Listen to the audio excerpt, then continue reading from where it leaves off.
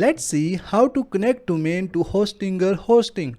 From the Hostinger Edge panel, click on Manage next to your hosting. Now from the left menu, click on drop down and select Add Website. Click Create a Website and then click on Next. Select your desired website builder.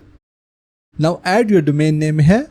You can use Hostinger domain name, or you can also add the domain that you have already purchased from anywhere else.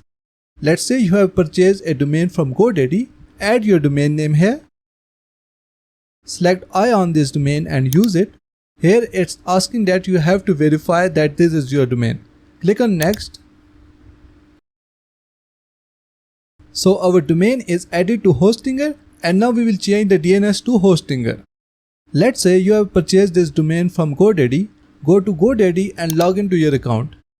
After that, from the domain section, click on Manage next to your domain name. Now from the More settings, click on Manage DNS. Now click on Change, and after that select Custom from here.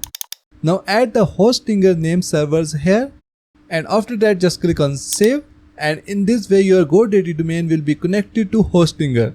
That's it for today. Thanks for watching. Please like and subscribe.